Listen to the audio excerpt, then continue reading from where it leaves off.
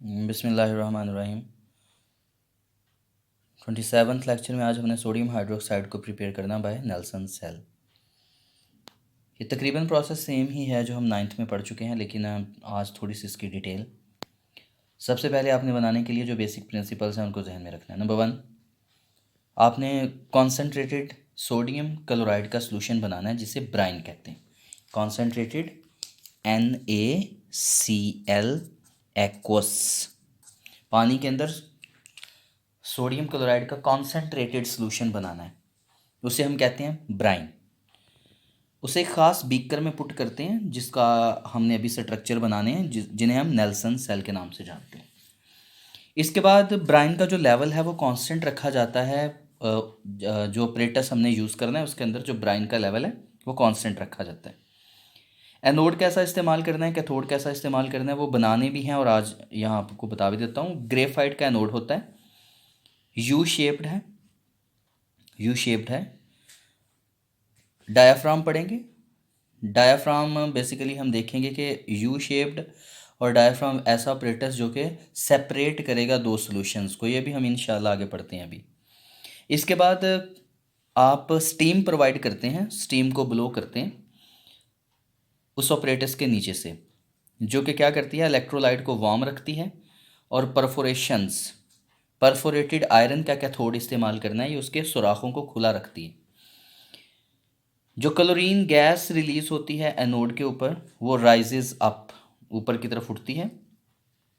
गुंबद नुमा हिस्सा है, डॉम शेप्ड मेहराब नुमा हिस्सा, उसमें इकट्ठी होती है एनोड से, और जो हाइड्रोजन गैस है रिलीज होती है कैथोड से। इसके बेसिक पॉइंट है। अगर हम इसको रफली डिज़ाइन करें तो डिज़ाइन करते हैं कि जो नेल्सन सेल बनाना है वो सबसे पहले आपने बनाना कैसा है। आपने एक लेना है यू शेप्ड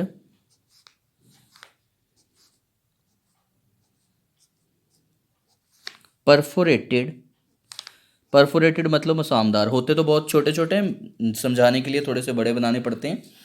परफोरेटेड आयरन का लेना है आपने कैथोड। इसके अंदर इस्तेमाल करना होता है आपने एनोड, सेंटर में, बिल्कुल सेंटर में। एनोड कहाँ रखना है, सेंटर में। कैथोड कैसा है, परफोरेटेड, किसका बना है, आयरन का। इसके अंदर आप इस्तेमाल करते हैं अंदर की तरफ एस्बेस्टस का डायाफ्राम, जो सेपरेट करने का काम करता है और कुछ नहीं। एस्बेस्टस की शीट अप्लाई करते हैं आप। बाहर की तरफ है आपके पास परफोरेटेड आयरन का कैथोड, कनेक्ट करके भी दिखाता हूँ। और जो अंदर की तरफ इस्तेमाल किया है, ये आपने क्या इस्तेमाल किया, डायाफ्राम। किस चीज़ का ये बना है, ये बेसिकली ग्रेफाइट का बना है। अब ये डॉम शेप्ड है, डॉम मतलब ये ऊपर से ऐसे गुंबद नुमा है, सराउंड किए हुए। इसको जोड़ दिया जाता है बैटरी के पॉजिटिव टर्मिनल से, और इस पूरे के पूरे ये जो यू शेप्ड है आपके पास कैथोड, आयरन परफोरेटेड है, लोहे का मसामदार हिस्सा, इसको आप जोड़ देते हैं किससे, नेगेटिव टर्मिनल ऑफ बैटरी से। साथ ही आप इसका पूरा बीकर डिज़ाइन करते हैं। इनलेट और आउटलेट कुछ आपको सिखाने। यहाँ से आपने डॉम शेप्ड से एक आउटलेट बनाना है, आपको ये सीख जाएंगे आप। यहाँ से खारिज होगी क्लोरीन गैस, एक यहाँ से आपने आउटलेट बनाना है, यहाँ से खारिज होगी हाइड्रोजन गैस। कैसे होगी खारिज, ये हम पढ़ लेते हैं। यहाँ पे एक और इनलेट है, ये आउटलेट्स हैं जहाँ से खारिज हो रही है। यहाँ से क्लोरीन गैस निकलेगी, कैसे हम सीख लेते हैं, यहाँ से हाइड्रोजन निकलेगी। आफ्टर दैट यहाँ से ब्राइन के इंट्रोडक्शन के लिए भी, यहाँ पे ब्राइन के इंट्रोडक्शन के लिए भी एक इनलेट है, जहाँ से आपने ब्राइन को इंट्रोड्यूस करवाना है, ठीक है। यहाँ से ब्राइन क्या है, concentrated sodium chloride solution, aqueous solution. ये पूरा चैम्बर ऐसे मेटेलिक चैम्बर है, बंद हो जाता है, और नीचे यहाँ पे कैच बेसन है, बीकर टाइप की चीज़ है जिसमें सोडियम क्लोराइड जो सोडियम हाइड्रोक्साइड जो है वो कलेक्ट होगा। ये रफली एक डायग्राम है। अब आपने क्या करना है, यहाँ से इंसर्ट करवाना है NaCl का सोल्यूशन, और NaCl का सोल्यूशन ख़ास लेवल होता है इस चैम्बर के अंदर, इस गैजेट के अंदर लेवल बना होता है, हमने उसको ये लेवल मान लिया। उससे कम सोडियम क्लोराइड का सोल्यूशन नहीं होने देना, इसको भरे रखना है सोडियम क्लोराइड से। ये ऑटोमेटिक चैम्बर होता है। जैसे सोडियम क्लोराइड का सोल्यूशन कम होने लगे ये दोबारा इसमें रीफिलिंग हो जाती है। अब आगे हम रिएक्शंस देखते हैं, फिर इसको मैं दोबारा लेके आता हूँ, वहाँ से कुछ बातें समझाता हूँ। यहाँ से भी एक इनलेट है, यहाँ से भी एक इनलेट होता है, एक और इनलेट है जिसके थ्रू आप स्टीम को इंट्रोड्यूस करवाते हैं, स्टीम भाप को इंट्रोड्यूस करवाते हैं। ये इनलेट है, ये क्लोरीन के लिए आउटलेट है, ये हाइड्रोजन के लिए आउटलेट है, ये ब्राइन के लिए इनलेट है, और ये स्टीम के लिए भी ये क्या है, इनलेट है। यहाँ से स्टीम को इंट्रोड्यूस करवाना। चलें पहले कुछ केमिकल रिएक्शंस देखते हैं, फिर दोबारा डायग्राम की तरफ आते हैं।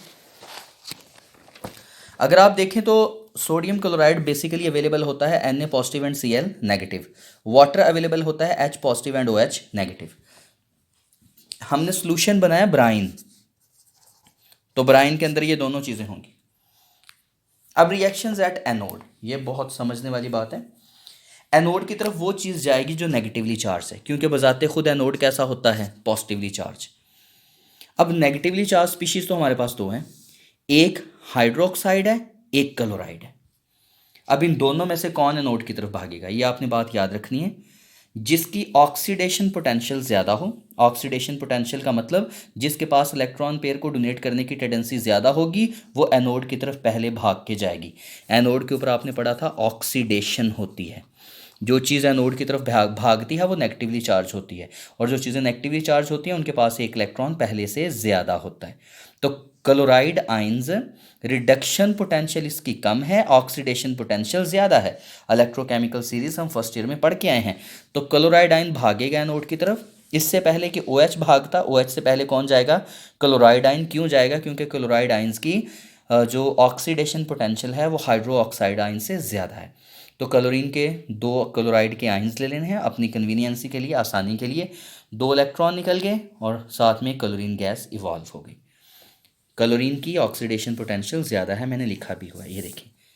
After that reactions at cathode, ये देखें क्लोरीन गैस क्लोराइड आयंस आएंगे, ये आपके पास एनोड है, भागते हुए इस तरफ को आएंगे, एनोड के साथ आके टकरा रहे हैं।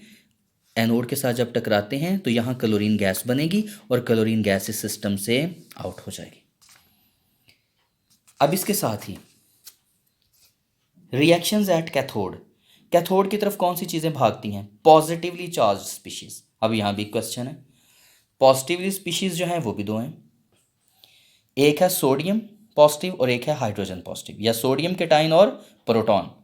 अब इन दोनों में से वो भागेगा कैथोड की तरफ जिसके पास इलेक्ट्रॉन को लेने की टेंडेंसी ज़्यादा है। कैथोड क्या होते हैं, electron enrich terminals of battery. तो कैथोड की तरफ कौन जाएगा, जिसकी रिडक्शन पोटेंशियल ज़्यादा है। एनोड की तरफ कौन जाएगा, जिसकी ऑक्सीडेशन पोटेंशियल ज़्यादा है। तो आप एक बार इलेक्ट्रोकेमिकल सीरीज फर्स्ट ईयर की निकाल के देखें तो आपको पता चलेगा कि हाइड्रोजन की रिडक्शन पोटेंशियल ज़्यादा है, हाइड्रोजन के पास इलेक्ट्रॉन को लेने की टेंडेंसी ज़्यादा है as compare to the sodium. तो पहले कौन सी चीज़ भागेगी, पहले भागेंगे हाइड्रोजन। दो अपनी कन्वीनियंसी के लिए 2 हाइड्रोजन ले रहा हूँ प्रोटॉन की हालत में, ये 2 इलेक्ट्रॉन एक्सेप्ट करेंगे और क्या करेंगे, हाइड्रोजन गैस इवॉल्व। अब हाइड्रोजन गैस इवॉल्व कहाँ से होनी है, ये 2 पोस्टुलेट पढ़ने हैं, एक इनसाइड और एक आउटसाइड भी रिएक्शंस हैं।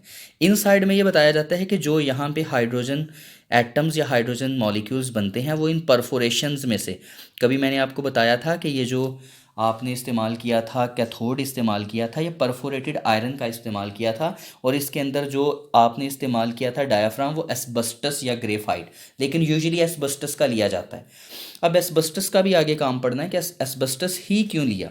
अब यहाँ से हाइड्रोजन निकलते हैं, हाइड्रोजन मॉलिक्यूल का साइज़ बहुत स्मॉल है, वो यहाँ से निकलते हैं, आयरन परफोरेटेड था, आयरन मसामदार था, वो यहाँ से निकलेगा और हाइड्रोजन गैस यहाँ से इवॉल्व हो जाएगी। क्लोरीन गैस ऊपर से निकलेगी, ऊपर कलेक्ट होगी, और हाइड्रोजन गैस इधर से इवॉल्व होगी।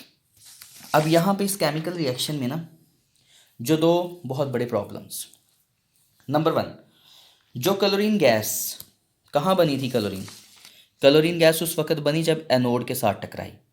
जाहिर सी बात है अगर क्लोराइड आयंस हैं तो इस सिस्टम के अंदर हाइड्रो ऑक्साइड आयन भी तो अवेलेबल है ना। ये हाइड्रो ऑक्साइड आयन भी किसकी तरफ अट्रैक्ट हो रहे हैं, ये भी एनोड की तरफ, और अगर ये एनोड की तरफ अट्रैक्ट हो रहे हैं तो हाइड्रो ऑक्साइड आयंस और क्लोरीन का जो मॉलिक्यूल बन चुका है, बनने से पहले भी ये रिएक्ट कर सकते हैं, बनने के बाद भी, क्योंकि क्लोरीन का मॉलिक्यूल पोलराइज हो जाता है in the form of Cl positive and Cl negative. तो ये हाईली पोलराइजेबल स्पीशी है OH नेगेटिव। तो ये क्लोरीन के मॉलिक्यूल को भी क्या करवाएगी, पोलराइज करवाएगी, और रिएक्शन से बनेगा आपके पास ऑक्सीक्लोराइड, क्लोराइड और वाटर। इसे हाइपोक्लोराइड भी कहते हैं। तो ये आयंस बन सकते हैं। अब इसका मतलब क्लोरीन जो है ये तो इम्प्योर हो गई, हाइड्रोक्साइड आयन इस्तेमाल हो गए। हमने बनाना क्या था, सोडियम हाइड्रोक्साइड, बना कुछ भी नहीं। ये आपस में रिएक्ट करके वो चीज़ें बनना शुरू हो गई जिनकी हमें ज़रूरत ही नहीं है। तो इन चीज़ों का आगे हम ओवरऑल रिव्यू भी देखेंगे, इनको हल कैसे करना है। अब इसके बाद एक दूसरी बहुत बड़ी प्रॉब्लम जो अभी हमने थ्योरी पढ़ी, इसमें एक और बहुत बड़ी प्रॉब्लम, ये हाइड्रोक्साइड आयन जब एनोड की तरफ जाते हैं, भागते हैं एनोड की तरफ, ये सारे जा रहे हैं एनोड की तरफ। आप अपनी कन्वीनियंसी के लिए 4 OH नेगेटिव लेके देखें, 1 2 3 4, सपोज करें 4 भाग रहे हैं एनोड की तरफ, 1 2 3 4 जायद इलेक्ट्रॉन है, 4 इलेक्ट्रॉन बाहर निकाल दें। यहाँ पे नेगेटिव चार्ज ख़त्म कर दें, क्योंकि 4 इलेक्ट्रॉन जब एनोड के साथ 4 ये मॉलिक्यूल टकराएंगे एनायन की हालत में, तो 4 इलेक्ट्रॉन बाहर गए। यहाँ से क्या बन रहा है, H2। यहाँ से क्या बन रहा है, H2। 2 बन गए। ये मॉलिक्यूल इफेक्टिवली आपस में टकराएंगे, 2 वाटर के मॉलिक्यूल, एक ऑक्सीजन ये, एक ऑक्सीजन ये, O2 बन गया। तो ऐसा भी हो सकता है कि हाइड्रोक्साइड आयन पहले इस्तेमाल हो जाए, वाटर बन जाए, ऑक्सीजन बन जाए, इलेक्ट्रॉन इवॉल्व हो जाए। तो ये ऑक्सीजन क्या करेगी, ये इस क्लोरीन को इम्प्योर कर देगी। ये आपस में रिएक्ट कर सकते हैं, ये दोनों एक दूसरे को इम्प्योर कर देंगे। हमें क्या चाहिए था, हमने सोडियम हाइड्रोक्साइड बनाना था, तो Na पॉजिटिव को लग रहना चाहिए था, OH नेगेटिव को लग रहना चाहिए था, और इनको क्या बना देना चाहिए था, NaOH। तो ऐसा तो अभी हो ही नहीं रहा। कभी क्लोरीन आपस में रिएक्ट कर जाती हैं क्लोरीन हाइड्रोक्साइड के साथ, और कभी हाइड्रोक्साइड आपस में रिएक्ट करके वाटर बना रहे हैं। हम कहते हैं कि इन तमाम चीज़ों से बचने के लिए, इन कन्फ्यूजन से, इन प्रॉब्लम से बचने के लिए आप क्या करते हैं, इन प्रॉब्लम का कोई सलूशन भी होगा। वो सलूशन क्या है, यूजिंग द एस्बेस्टस डायाफ्राम। ये देखें, हमने कभी डायाफ्राम बनाई थी, ये अंदर की तरफ मैंने बनाई थी, ये एस्बेस्टस की थी। एस्बेस्टस क्या करती है, एस्बेस्टस हमेशा सेपरेट रखती है। अगर आप अंदर का सलूशन लेना, Na पॉजिटिव और Cl नेगेटिव। एक और बात, हाँ मोस्ट इंपॉर्टेंट बात यहाँ पे इंट्रोड्यूस करवानी है। जो आप स्टीम इंट्रोड्यूस करवाते हैं ना, ये स्टीम टकराती है इस कैथोड के साथ। कैथोड होते हैं इलेक्ट्रॉन रिच। ये जो स्टीम आप इंट्रोड्यूस करवा रहे हैं, ये किसके साथ टकराई, कैथोड के साथ। कैथोड क्या होते हैं, इलेक्ट्रॉन रिच। इलेक्ट्रॉन क्या करते हैं, वाटर को आयोनाइज करवा देते हैं। वाटर आयोनाइज हो जाएगा H पॉजिटिव और OH नेगेटिव में। जो रिसेंट टेक्निक्स इस्तेमाल करते हैं उसमें कहते हैं जो अंदर वाला वाटर है वो आयोनाइज होता ही नहीं है। जो अभी हम अंदर सब कुछ कर रहे थे ना, OH नेगेटिव बना रहे थे, वो कहते हैं अंदर वाली चीज़ों को आप छोड़ दें। बेसिकली जो आप स्टीम इंट्रोड्यूस करवाते हैं, केमिकल रिएक्शन में स्टीम से OH लेना है। जो आप स्टीम बाहर से इंट्रोड्यूस करवा रहे हैं वो किसका वो क्या प्रोवाइड करती है, OH negative. Hydroxide ions are provided by steam, these ions are not provided by inside water. लेकिन बुक में इतनी डिटेल नहीं है। तो हम कहते हैं कि यहाँ से जब स्टीम इंट्रोड्यूस करवाई जाती है, स्टीम कैथोड के साथ टकराती है, कैथोड से इलेक्ट्रॉन लेती है। जब वो इलेक्ट्रॉन लेती है तो इसका मतलब उसकी इलेक्ट्रोलिसिस हो जाएगी, OH पॉजिटिव और OH नेगेटिव में बदल जाएगी। OH नेगेटिव किस तरफ को है, ये देखें। अब OH नेगेटिवली चार्ज है। यहाँ से सोडियम NaCl का आपने सोल्यूशन बनाया तो क्या होंगे, Na पॉजिटिव। ये किस तरफ को भागेगा, कैथोड की तरफ। कैथोड, ये पूरा कैथोड है, ये पूरा चैम्बर आपका क्या है, ये कैथोड है। ये किस तरफ को भागेगा, कैथोड की तरफ। इधर आपके पास सोडियम हाइड्रोक्साइड बने, ये सोडियम हाइड्रोक्साइड आयंस बने। ये हाइड्रोक्साइड आयन किसके साथ मिलेंगे, सोडियम मेटल के साथ। तो क्या बनाएंगे, NaOH। तो इसका मतलब OH जो हैं ये बाहर से अवेलेबल होते हैं स्टीम से, और जो सोडियम है ये अंदर से अवेलेबल होते हैं। और ये परफोरेटेड कैथोड क्या करता क्या है, सोडियम क्लोराइड जो अंदर वाले हैं और जो बाहर वाले H और OH नेगेटिव हैं, इनकी ट्रांसवर्स को रोकता है। OH अंदर नहीं जा सकता और क्लोराइड आयन से बाहर नहीं आ सकते। सोडियम आ सकता है। ये परफोरेशन ऐसे सेट की जाती है कि सोडियम आयन इसमें से फ्यूज आउट हो सके। सोडियम एटम इसको क्रॉस करेगा, इधर आ जाएगा, किसके साथ मिलेगा, OH नेगेटिव के साथ। क्या बना देगा, NaOH। ना तो इधर से हाइड्रोजन इधर को जाएंगे, ना क्लोराइड आइंस इधर से इधर को जाएंगे, ठीक है। इनकी पोरोसिटी फिक्स होती है, इनके अंदर जो मसाम है उनका साइज फिक्स है। इन मसामों में से केटाइंस के गुजरने की प्रोबेबिलिटी फिक्स है, चांसेस फिक्स हैं। डिज़ाइन करवाया जाता है, इस एस्बेस्टस को अल्टर करवाया जाता है, पोरोसिटी को, पोरोसिटी का मतलब इनके जो मसाम हैं उन मसामों को ऑपरेट करवाया जाता है, पोरोसिटी को फिक्स करवाया जाता है। और वो फिक्सेशन क्या करवाती है, ख़ास चीज़ों को गुजरने की इजाज़त देती है, बाकी चीज़ों को ये गुजरने की इजाज़त नहीं देती। इसको सेलेक्टिवली बनाया जाता है, सेलेक्टिवली परमिएबल बनाया जाता है, इन सिंपल वर्ड्स। तो जो आप एस्बेस्टस इस्तेमाल करते हैं वो इस कन्फ्यूजन से बचाते हैं कि सोडियम क्लोरीन के साथ ना मिल सके, और ये जो क्लोराइड आयंस हैं दोबारा हाइड्रोक्साइड के साथ ना मिल सके। और बात याद रखनी है, हाइड्रोक्साइड आयन बेसिकली बाहर से प्रोवाइड होते हैं और सोडियम अंदर से प्रोवाइड होता है। अब यहाँ पे using the asbestos diaphragm, asbestos अगर डायाफ्राम इस्तेमाल करोगे तो ये वाला कन्फ्यूजन, पहला कन्फ्यूजन कभी नहीं हो सकता, पहला कन्फ्यूजन आप कभी नहीं ऐसे करवा सकते। दूसरे कन्फ्यूजन से आप कैसे बचोगे, दूसरा कन्फ्यूजन ये है कि OH आइंस आपस में मिलके वाटर बना सकते हैं, ऑक्सीजन बना सकते हैं, इलेक्ट्रॉन बना सकते हैं। इसके लिए क्या करवाया जाता है, कॉन्स्टेंटली ब्राइन इंट्रोड्यूस करवाते हैं। ब्राइन मतलब NaOH का सोल्यूशन कॉन्स्टेंटली प्रोवाइड करवाते हैं और इस लेवल तक इसको प्रोवाइड करवा के रखते हैं। इससे क्या फ़ायदा होता है, इससे ये फ़ायदा है कि अगर क्लोराइड आइंस कम हुए तो क्लोराइड आइंस अगर कम होंगे तो उनकी जगह क्या ट्रैवल करना शुरू कर देंगे, हाइड्रो ऑक्साइड आइंस। मैंने रिसेंटली आपको बताया कि ज़्यादा टेंडेंसी भागने की किसके पास है, क्लोराइड आइंस की। किसकी तरफ को, किसकी तरफ भागने की टेंडेंसी है, एनोड की तरफ। लेकिन अगर क्लोराइड आइंस कम हो जाएंगे, मतलब क्लोराइड आइंस क्लोरीन गैस में कन्वर्ट होते रहेंगे, तो बाकी क्या चीज़ बचेगी, OH। ये किसकी तरफ भागेगा, एनोड की तरफ। इस बात से बचने के लिए हम क्या करते हैं, क्लोराइड आइंस की मिकदार कांस्टेंट रखते हैं। उसके लिए हम क्या करेंगे, कॉन्स्टेंटली ये जो लेवल है ये एक जैसा रखेंगे, कॉन्स्टेंटली ब्राइन प्रोवाइड करते जाएंगे ताकि क्लोराइड आइंस कम ना हो। अगर क्लोराइड आइंस कम नहीं होंगे तो क्लोराइड आइंस ही हमेशा एनोड की तरफ जाएंगे, OH कभी भी एनोड की तरफ नहीं जाएगा। तो हम यूं बचा सकते हैं कि OH को ट्रैवल ना करने दिया जाए एनोड की तरफ और बचाया जा सके एनोड की तरफ OH आइंस के पहुंचने को। It is done by constantly refilling the apparatus by brine। अगर ओवरऑल ऑल रिएक्शन देखा जाए तो हम क्या लिखेंगे, H2O जो बाहर से प्रोवाइड होता है, NaCl जब ये मिलते हैं तो क्या बनाते हैं, NaOH plus H2 plus Cl2। Equation को बैलेंस करने के लिए आप यहाँ भी 2 ले लें, इसके भी 2 मोल ले लें, इसके भी 2 मोल ले लें, ये तो 1 hydrogen and 1 hydrogen, 1 chlorine and 1 chlorine. तो ये ओवरऑल रिएक्शन हमारे पास ये है। ये हाइड्रोक्साइड आयन कहाँ से आते हैं, स्टीम से। सोडियम कहाँ से आता है, ब्राइन से। तो एक चीज़ आपको स्टीम से अवेलेबल है, एक चीज़ ब्राइन से अवेलेबल है। इनको डिफ्रेंशिएट कौन करवाता है, सिलेक्टिव कौन करवाता है, एस्बेस्टस डायाफ्राम। इसके अलावा collection of NaOH, sodium hydroxide को जब कलेक्ट करते हैं यहाँ से Na और OH आपस में मिलके सोडियम हाइड्रोक्साइड बनाते हैं जो लिक्विड फॉर्म में अवेलेबल है, और यहाँ से ये किसके अंदर गिरना शुरू हो जाता है, कैच बेसन के अंदर। जब ये सोल्यूशन गिरता है तो इसमें तकरीबन 11% NaOH है और 16% NaCl। सारा सोडियम क्लोराइड तो रिएक्ट नहीं ना कर जाएगा, ब्राइन में इसमें NaCl जो है वो भी रह जाएगा, वो 16% रह जाएगा।